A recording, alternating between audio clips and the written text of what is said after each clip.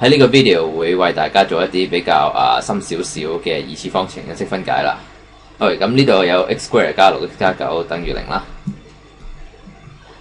咁左邊咧要 x square， 咁都係 x 同 x 啦。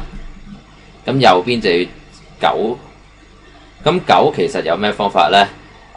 如果有時你真係唔知嘅話，你可以寫晒出嚟，寫晒9嘅因式出嚟，即係9嘅 factor 出嚟。咁就有1同9啦，或者3同3。咁你其實都係唯一方法都係試下嘅啫。咁例如你話我首先試1同9啦，咁交叉相乘啦，呢度1同 x 就 1x 啦，9同 x 就 9x 啦，咁加埋出嚟咧就係 10x 喎。咁 10x 唔係 6x 喎，咁即係錯咗啦。咁錯咗就要重新試過啦。咁知道1同9唔 work 啦，咁其實仲有得翻3同3啫。咁3同3啦，試下。咁3乘 x 就 3x 啦，呢度又係 3x 啦。咁加埋就 6x 啦。咁 6x 的確配到中間嗰個啦。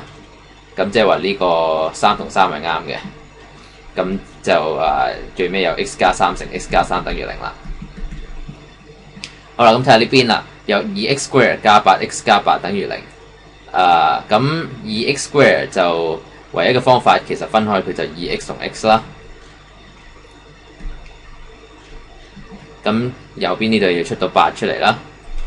咁8你又可以寫低啦。如果你唔係太清楚嘅話，1同8啦，同埋2同4啦。咁4同2一模一樣嘅，所以冇必要寫啦。咁又試下1同8先啦。1同8，咁其實呢兩個位佢喺邊度都，即係呢個1同8如果調咗位嘅話，其實會唔同嘅，因為呢度唔係 x 同 x 啦，所以其實又係要都係試下嘅啫。咁呢度你睇到 8x 同埋 2x 啦，咁 10x 就唔係 8x 啦，咁即係8同1唔啱啦。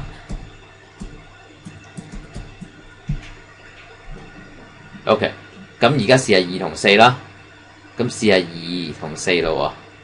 咁呢度2乘 4x 係 8x 啦，呢度 2x 乘2就係 2x 啦。咁 10x 又唔啱咯喎，咁又再試過啦。咁試下不如4擺喺呢度，2擺喺呢度啦。咁呢度2x 同2就係4x 啦。咁呢度 x 同4又係 4x 啦。咁你睇到 4x 加 4x 就係 8x 啦。咁就攞到中間個 term， 咁即係話呢一個係啱噶啦。咁又係擺佢哋喺括號嗰度啦。咁你最後就有2x 加4乘2呢個 x 加2等於0啦。